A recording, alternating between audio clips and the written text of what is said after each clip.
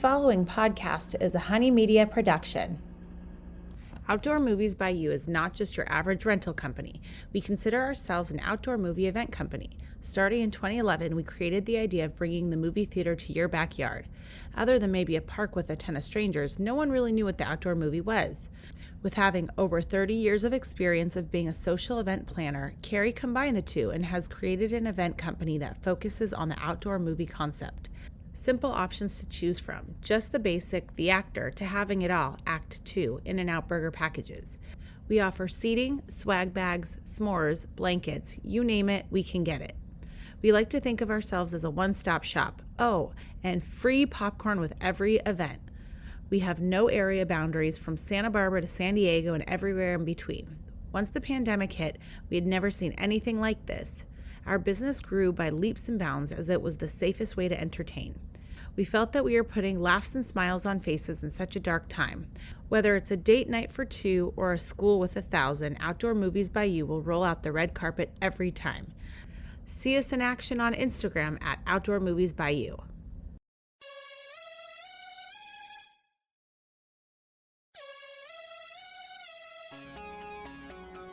Hello, friends. Welcome back to Motherhood Interrupted. Thank you guys for listening. Thank you for tuning in. We are here to talk all about our Aspen trip. So, have you guys ever been to Aspen? Because this was our very first trip, and let me tell you, it was nothing like I thought it was going to be.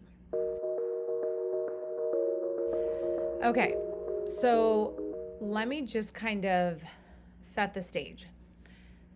Brian and I had baby London a year and a half ago. She's actually technically 21 months old, so not quite 2 yet. Remember, leading up to London, we had kind of started IVF and then got delayed because I needed to have double vaccination in order to do the embryo transfer. So long story short, we go through COVID, then we have a baby, and we were finally going to take a big trip with Carter and Charlotte. We decided to leave baby London home, and thank God we did. Of course, any one of you guys would know that leaving a baby home, it's like, you know that it's for the better in some ways, but you still end up feeling mom guilt. So I was just like, you know what? I think the big thing was, one, she's not going to remember it, but also just the expense of adding another room. Then we were going to have to add our nanny and get, a plane ticket. So just all these different expenses, and then it's going to be freezing, and it's just going to be so much. And what's really the benefit, right? So the thing that really tipped me over the edge, though, aside from the money and the logistics, was Charlotte had said to me leading up to the trip, she's like, is baby London coming? And I said, I'm not sure. Why? She goes, please don't bring her. I'm like, why? Because Charlotte loves the baby. She goes, just because she cries and I want time with you. And so I could just see I really needed to just take time for Carter and Charlotte because the baby obviously takes a lot of attention away. And so I just thought it was really important, and really it just made more sense for me to take time and spend time with Carter and Charlotte and leave the baby at home and just keep it easy, etc. Okay, great. So who was watching London? Becky. Becky, we've talked about many times. She's been on the podcast, and she basically was our live-in nanny that became a night nurse.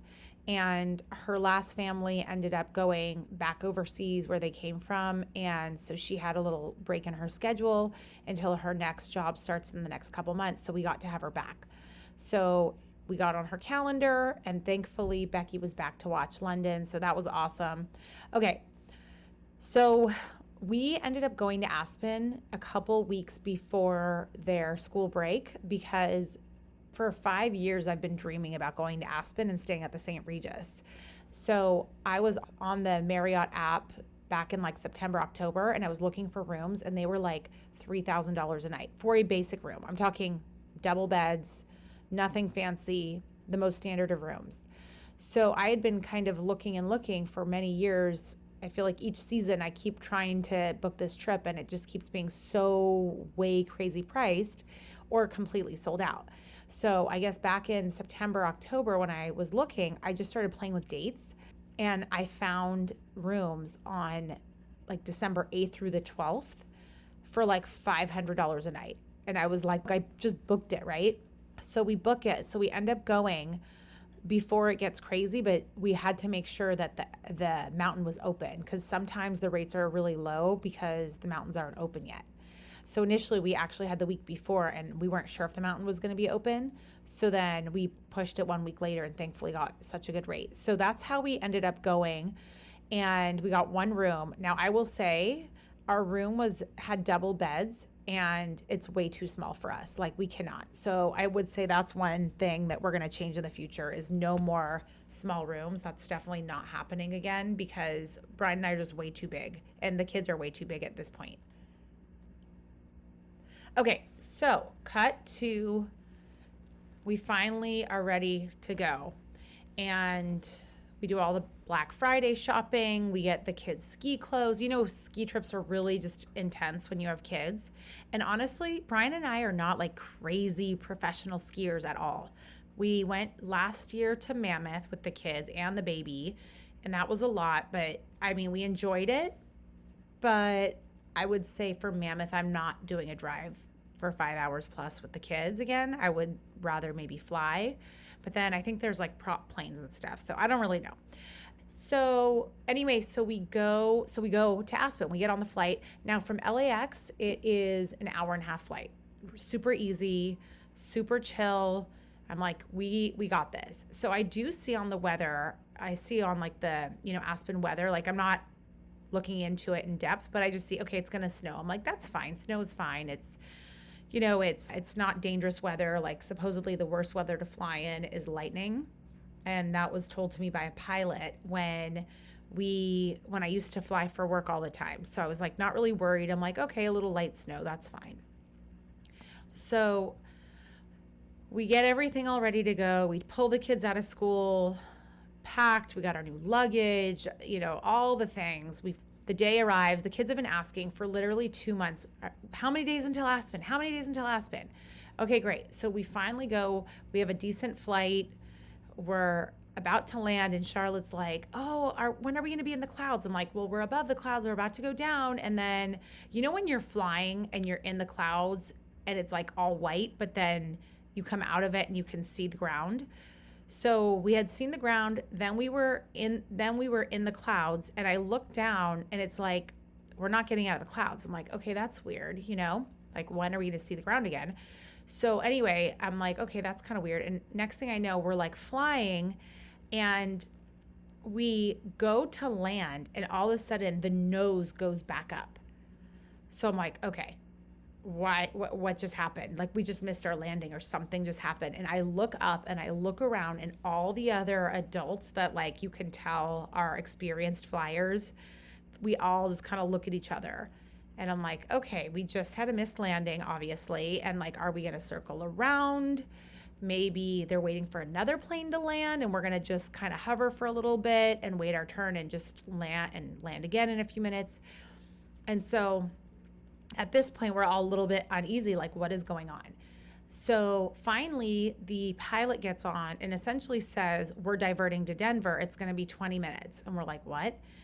And they come back on and essentially end up explaining that it wasn't good visibility, so they couldn't land. So they are going to divert us to Denver. So I'm like, okay. So Charlotte immediately, by the way, starts bawling. She starts bawling. I'm like, Charlotte, honey, it's fine. It's okay. We'll get on another flight and we'll make it to Aspen. I want to be in Aspen. I don't want to be in Denver. And it was just kind of surprising. So anyway, so I'm like thinking, okay, it's not a big deal to miss your flight or to miss a landing, to be diverted. It's not a big deal. Worst case scenario, our flight gets canceled today. We hop on another one tomorrow. It's not ideal, but I'm not going to panic about it because I don't want to panic the kids. Meanwhile, I'm thinking, okay, this does mess up our trip because we had 5 days and 4 nights there. So, and one of the 5 days was our first day, Friday. And of course, every single thing was booked perfectly because I worked with the concierge. So the first day, we were supposed to get settled in and go try on our skis, get fitted, and then go to like this awesome pizza place and just have like a chill day. But the big thing was just getting all of our ski equipment. So I'm like, okay, worst case scenario, like we'll just do it earlier in the morning. Okay, so anyway, cut to now we're in the airport. So we're in Denver. And honestly, the biggest thing I'm really thinking is like, thank God we're safe, because I just, in light of the Kobe Bryant thing and not having good visibility, it does make you think like, okay, at least we're safe, right? So I'm not really freaked out. We're sitting in the airport and they're not canceling our flight, they're delaying it. Well, we keep getting to the point where we're supposed to board and then they delay it another hour. So we end up getting our flight delayed 3 times and it ends up being 6 hours. So we were only, I think, the second flight into Aspen, or maybe even the first. We were supposed to land at like 1. Our flight took off at 10. And I think with the time change, we were going to land at 1 or 12:30 or something. And so anyway, we're at Denver airport. So now we landed at like 1:30, keep being delayed. People are all sitting around. And after, a couple hours of all this, we start chit-chatting with our neighbors. Like one couple, they have a newborn baby. And we're like talking about, thank goodness they didn't bring their older kid too, just like we didn't bring London. They have a 3-year-old, we have a almost 2-year-old, and the newborn's much easier and all of that. Then there's another group of women, mostly, predominantly women, not all women. There's, I think, 1 or 2 guys with them. And I realized, they're all together. I'm like, are you guys a bunch of friends traveling? But then they're all on their laptops. They end up being from Revolve Clothing and Forward, which, if you don't know what that is, I don't know if you're living under a rock, but it's a publicly traded company, and Forward is the sister brand to Revolve Clothing, and it's where I get all of my dresses. Well, I don't get everything on Forward. I get everything usually on Revolve. They have the best return policy. You can get a bunch of things and return them since you can't try it on. They make it super easy. They have the best customer service. They have the best selection of all different brands. It's awesome. So anyway, I was with that awesome group, and they're like, yeah, we're here to stand up a pop-up store in Aspen. And I'm like, super impressed. And we end up like joking after multiple hours of just kind of waiting and being disappointed. I'm joking with them. I'm like, hey, is there like a niche for an influencer that's like, pushing 40, an exhausted mom, no makeup, and they're like, and some of the girls are like, wait a minute, you're describing us. I'm like, nailed it. Like, we're the new influencers. And we're all joking and just like totally just cracking up and trying to make the best of it. Everyone's trying to like re-up on their caffeine intake, and like, we're just kind of waiting it out, because all the while the airport, the team at the airport, they're like, well, a lot of times we'll get like a 1 or 2 hour window where we can go back and like land real quick. And so we're trying to get you guys into Aspen. So we're like still hopeful. But like I said, ends up by 6 o'clock, they cancel the flight. And all the while there were people like slowly peeling off, and they were saying, if you want to get your luggage and not wait for the flight to be like, actually going, then you can get a car there, but it's a 5-hour drive, but we can give you your luggage, but it'll take 1 or 2 hours for us to take your luggage off the airplane. So I'm like, I'm not going to drive 5 hours, and I'm not going to do this thing where I take off our luggage and it takes 2 hours anyway, plus you add another 5 hours for a drive. Like, no, we're going to wait it out and see if we can land. And if not, we're going to book a hotel.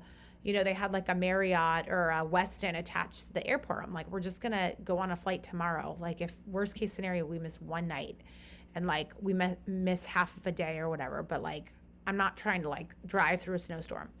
So anyway, all these things are happening, whispers, people are just trying to figure out what's going on. But finally, when they cancel it, they're like, you need to go to customer service and go get your luggage. It'll take 1 or 2 hours. I'm like, okay. So I'm thinking, we're going to go get our luggage.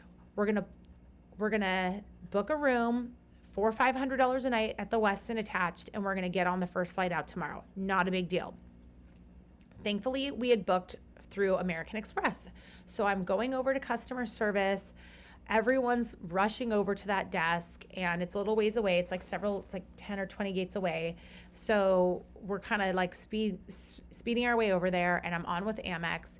And as we're kind of waiting in line at customer service in the airport, they're like, Amex is like, well, the problem is there's 4 of you and there's no other flights to take, not tonight and not tomorrow. I'm like, there's not a single flight you can get us on, all 4 of us, at any point tomorrow or tonight. They're like, no, because there's 4 of you, it's going to be impossible. They're all sold out. And I'm like, yeah, but they canceled our flight. So in theory, shouldn't they be booking us on another flight? They're like, if there's something available, they should technically have to do that. So we get up there and we talk to customer service, and they're like, there's no flights available on any airline for all 4 of you. And I'm like, okay, how about tomorrow? They're like, no, there's nothing on any airline. I'm like, you're kidding. So they end up saying there's the Grand Junction, which is essentially like you would land there and it gets you halfway there, but then you have to rent a car and drive 2.5 hours. And that flight doesn't leave till 8 o'clock. And like, I'm like, none of this is adding up. So then Brian's like, let's book a rental car. Just book it with Amex. So I'm on with Amex. I'm like, can you please book a rental car? It's like $350. They book it. It's like an SUV. And I'm thinking, there's no way we're driving there. Like, I'm not having Brian, no offense, but like, we're LA people. We're not used to driving in the snow.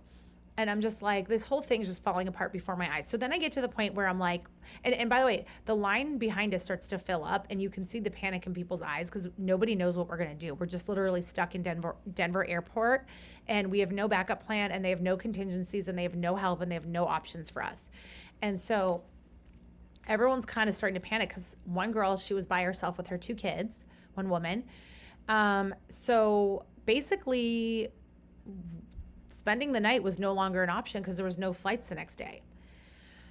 So I'm like, okay, how about a flight back to LA? They're like, we don't have one until tomorrow. I'm like, okay, so now we're actually stuck and this is a disaster. So they're like, we can release your luggage. It'll take 1 to 2 hours. And we're like, okay. So then they say, go down to baggage claim and meet with the customer service people down there. And we're like, okay. So we go down there. Almost everyone from our flight goes down there. And it's just nobody knows what's going on still. So all we know is we have a canceled flight and we need to somehow figure out our luggage. And we have no ability to get on any flight to Aspen in the next couple days. So this quickly, it's starting to shape up as you're either going to go home or you're going to get on, you're going to either spend the night and somehow drive yourself tomorrow, or you're going to drive now. And so we're chit-chatting with the Revolve Forward girls, and they're like, we just booked a Sprinter van for $1,500, and do you want the car company's information? I'm like, yes, we want it. Like, we want that information, because I'm thinking if we're driving, I would prefer like a group or a driver that knows how to take this drive. So long story short, we end up booking. They quote us $1,300 for just me and our family of 4, because we don't have London, so it's only 4 of us. Book a car for $1,200. We negotiate, okay? We negotiated it down. They wanted $1,300 plus tip. We said $1,200 including tip. They took it. So it was a debacle. Our other friends were like, we're getting an Uber for like, half the price with their newborn. And so they had a little group. And so I don't know why, but instinctively I'm going, if we're going to drive through a snowstorm right now, which is giving me a complete meltdown and panic attack moment, I think we should at least get everyone's numbers in different cars, because if should there be some kind of major issue, we can kind of keep each other in the loop and just have more eyes and ears. I start texting my family, their, kind of our newfound friends. I texted them their contact info. Should anything happen to us, they at least have someone to call. So it just started to, like, we quickly went from like, we're chilling over a canceled flight to like, we're almost in like, we're basically starting to go into survival mode, all of us. We're like, okay, what's your phone number? Okay, you're going to be in a Sprinter. All right, we're leaving 5 minutes before you, be in touch. And then it just started to like quickly rise and escalate. And like the anxiety you could see like was rising. So we end up going first. We get our car. We end up going first. We say bye to our friends. I'm like trying not to panic, but I'm kind of panicking. Thankfully, we have this Escalade, or it's like a Suburban. It wasn't an Escalade. It was a Suburban. It was a very nice car. It was sturdy, most importantly. That's all we really cared about, is like something safe, because we have our kids. And this guy, thankfully, he starts driving. And as we're driving, it's like at first we're not in the mountains yet, but like we're driving for like the first like 30 minutes or so, and it's okay. And all of a sudden it starts really snowing. And, when it starts to snow, the roads get slippery, and I'm just literally starting to have like a serious panic attack. So then we start going up the mountains. So now we're in our first 45 minutes of the drive. And all of a sudden, it's really snowing. And you see these semi trucks and the wheels are starting to spin in the middle of the road. Like the semis are starting to basically completely struggle to the point where they're blocking the entire like couple lanes. And it's like every couple moments, I look over and I see another car that's stalled, another car that's pulled over. You know, this car's putting on chains, this car's stalled, this semi stalled. And I'm like, oh my God, this is like going from bad to worse. Then we start texting our friends. Our friends are like on this other rogue route on the 6 freeway, not on the 70 freeway. And our driver's like, and they're the ones with the newborn, and I'm like worried about the baby, and I'm worried about them, and like I'm looking on the map, and like that route looks very sketchy and like very windy, and I know it's snowing, and they're in an Uber, and then our driver's telling us that's not the safest route. Of course, I'm not telling them this, right? So I'm just like left and right, I'm melting down, and I'm trying with all of my heart not to panic, because obviously if I panic, it's not going to help our kids. So I'm just like deep breathing and wishing I was like had some kind of anti-anxiety something. And I'm just like at this point, I'm just gonna text my friends, let them know how things are going for us, and like it just like distracted me. So I'm like texting Chutney, who was from Revolve and Forward, and like they were behind us by 7 minutes. And I'm telling them, I'm going, okay, we're going underneath this tunnel, and like we're giving them the play-by-play because we're ahead of everybody. And like all of a sudden we realize our friends in the Sprinter van from Chutney and April and some of the other guys from Revolve and Forward, they end up saying like, we haven't moved. I'm like, oh, it gets a little congested because there's a bunch of cars stopped, like it's gonna be fine. Like, and like, so then finally after like an hour and a half, like it starts to be better weather, but it's still snowy, but it's not like horrifying. And we're in the mountains driving, and our friends are still stuck. And they're like, all of a sudden, like we're almost at Vail at this point, which is essentially halfway through or halfway there. And like we're about to stop at like a gas station, and our other friends with the newborn baby, they end up kind of being like 20 minutes behind us. So they got off that horrible freeway, and so like the out of the 3 cars, the leading 2 are good. But all of a sudden, and I mean, by the way, I'm paraphrasing a lot of this, but like there's a lot of contentious texts happening. Like we're all kind of panicking, but eventually like halfway through all of this, like after 2.5 hours, we kind of start to feel like a little bit calmer because the snow slows down and it like gets to be a lot less crowded. And so we stop and we like have a rest stop finally. We get our dinner, which was basically all this junk food from like the convenience store. And so like we're feeling okay. I'm starting to realize our driver has done this for 20 years. He's like an amazing guy, and thank God for him. And then Chutney texts, she goes, we haven't moved for 2 hours. And I don't have the heart to tell her, girl, we're halfway there. I'm like, what do you mean? And I'm thinking, do they have to pee? Like, what is going on? And so I don't know if and our driver goes, oh, sometimes they'll shut it down for 6 hours. I'm going, oh my God, these poor people. I hope to God that they're okay. We're in a snowstorm. You know, they're trapped in a car in a snowstorm, like on this mountain. It was just, I'm telling you, it was horrifying. And it's like very cold outside, as you can imagine. So I'm also worried, like, are they going to be physically okay? Like, I'm just like having nightmares, like total panic attacks.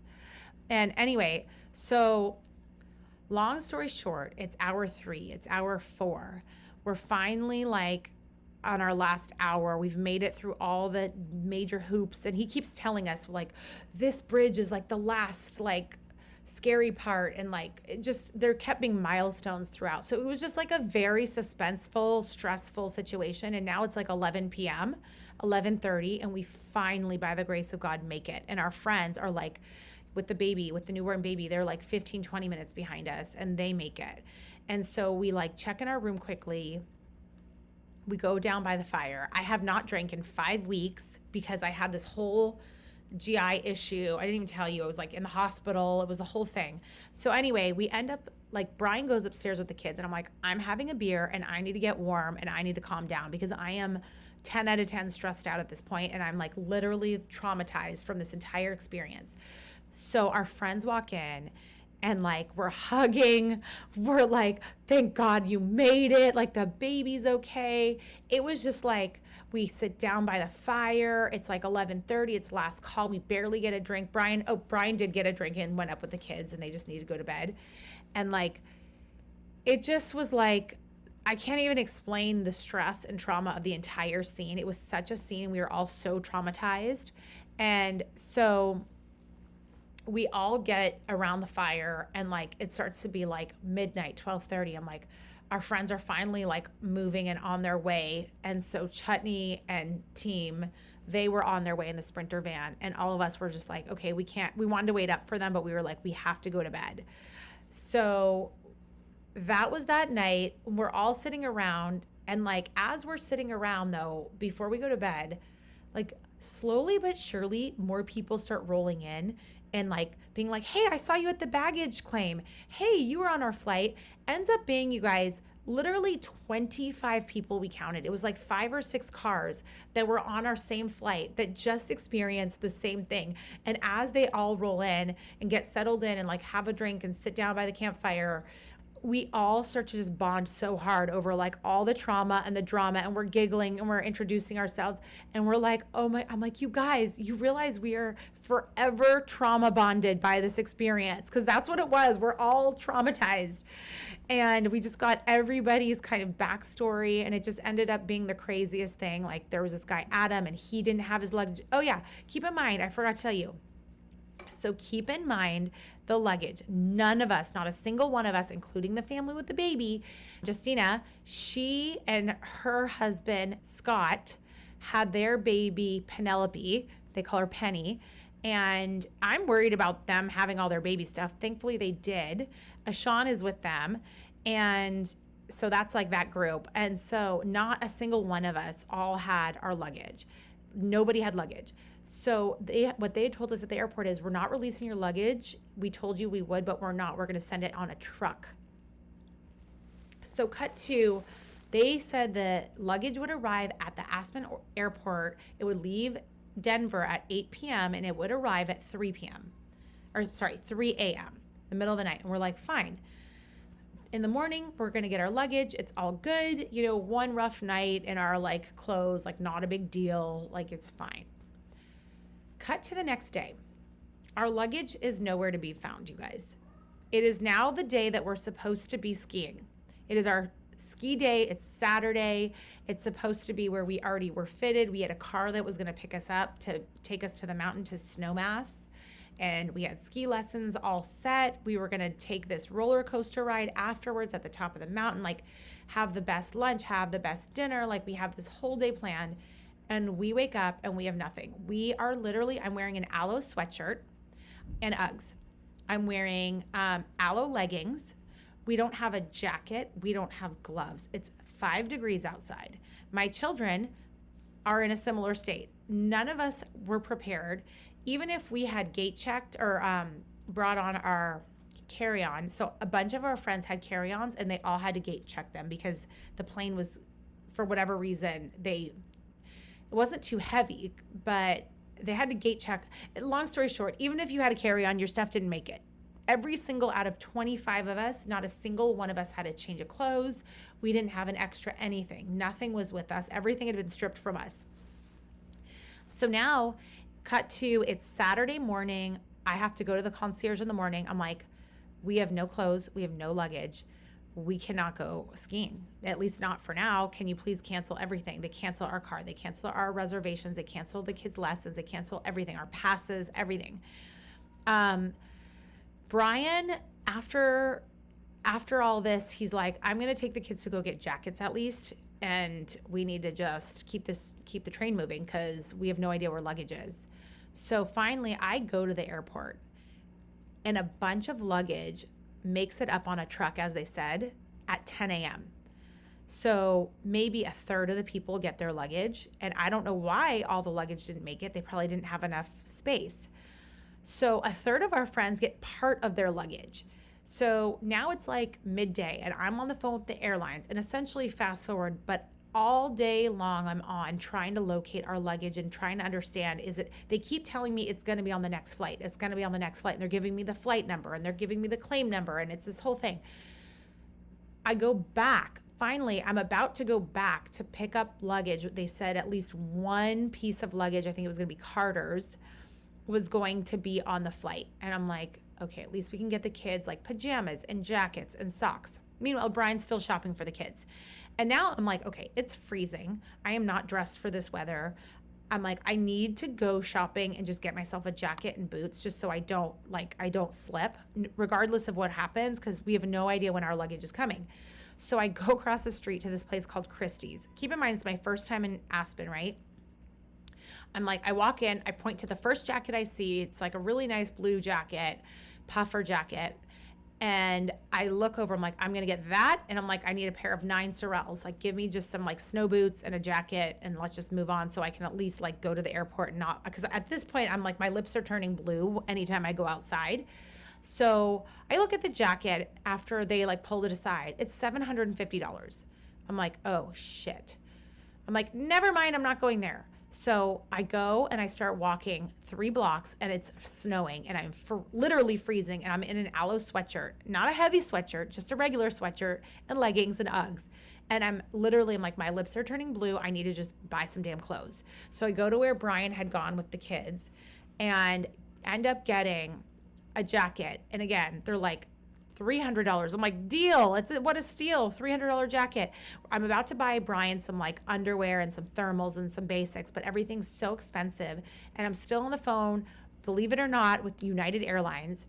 And keep in mind, every single step of the way, all the locals are going, oh yeah, your luggage is lost. Oh yeah, your flight. Oh, everybody knows about that. Even if you fly private, like Aspen's the hardest place to land. A lot of people just fly right into Denver, have a car, and drive up here, and they plan for it. And so apparently this is like a very known issue, and that's why I'm doing this podcast, is because I want to tell everyone, PSA, we were flying the only direct flight from LAX to Aspen.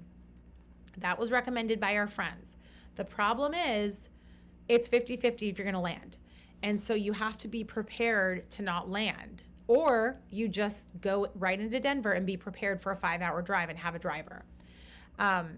So the whole thing was incredibly we couldn't locate our luggage. It was getting cold. Brian's spending thousands of dollars with the kids. They're telling us we'll get reimbursed. The guy on the phone tells me from United, he tells me that he goes, oh, well, we'll reimburse you guys. Like, what budget do you need? Like, we could give you like $100 a person. I'm like, sir, I'm in Aspen. $100 a person isn't going to buy me socks here. I'm like, we need like $3,000. Everything here is literally thousands of dollars. And he was like, okay. And he like writes down $3,000. And finally I get so frustrated. I'm back in our hotel, in our lobby. Okay. And keep in mind, it's the St. Regis, and it's a very shishi hotel and a shishi town, which I didn't fully appreciate until I was there. And I finally get so upset. I go, because they finally say to me, just wait another 6 to 8 hours to get an update. And it's like the end of the day, and I've spent my entire day trying to figure out where is our luggage and what are we doing here. And, our whole first 2 days were already destroyed. And they say that, and I hit the roof.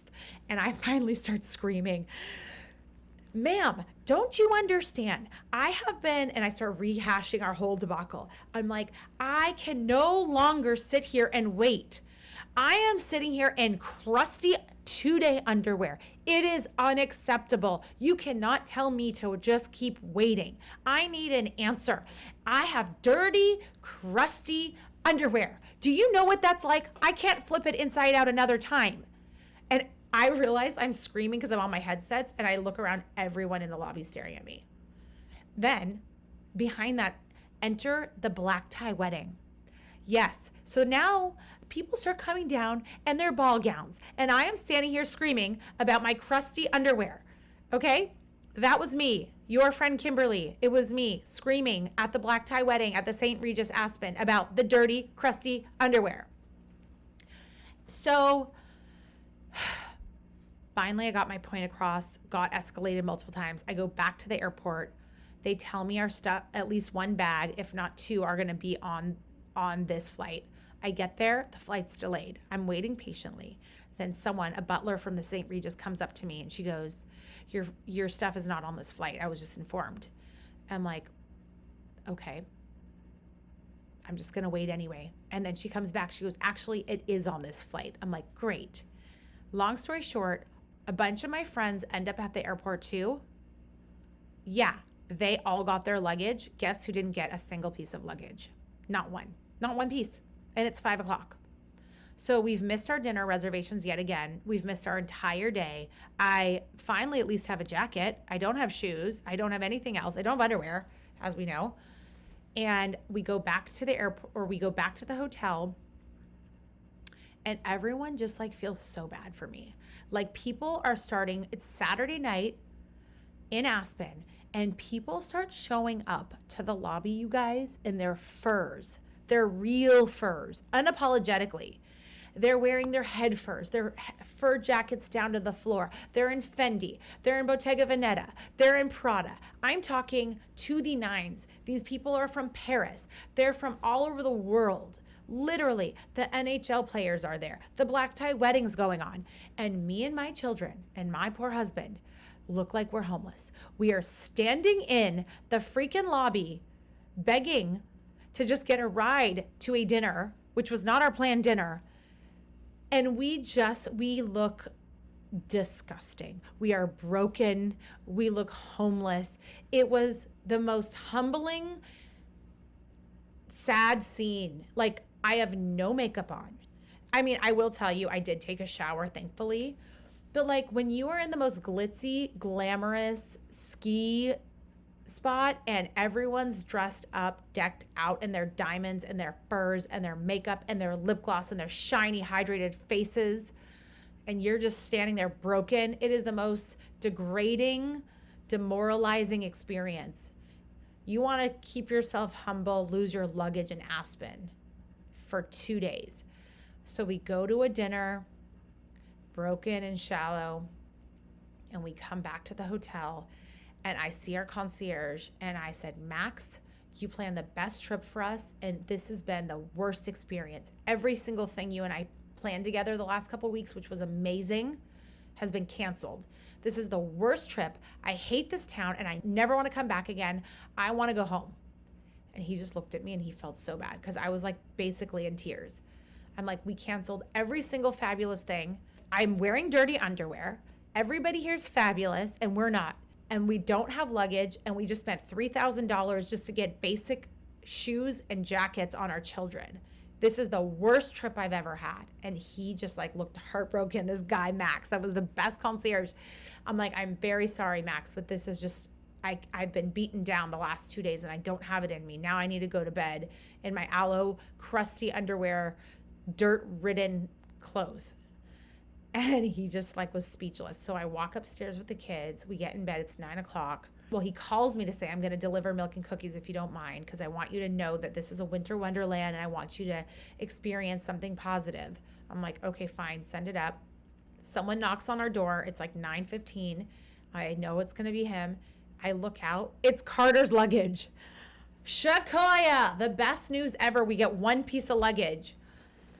I'm like, okay, we can divide up Carter's stuff. Charlotte can wear it. It's fine. Like, at least she has some ski stuff for the morning. Great. At least the kids can go skiing. Like, there's hope. That's great. The kids are so tired. Then Max delivers himself personally the milk and cookies and wine. So we all start noshing on that. An hour later, a knock on our door. It's now 10 something. We're basically sleeping. 2 pieces of luggage arrive. And finally, the third. So all throughout the night, all of our luggage slowly was arriving like after an hour. And like it's like 11 p.m. We finally got all of our luggage. And we were so tired, we didn't even change into fresh PJs that night. So that was our big Aspen trauma.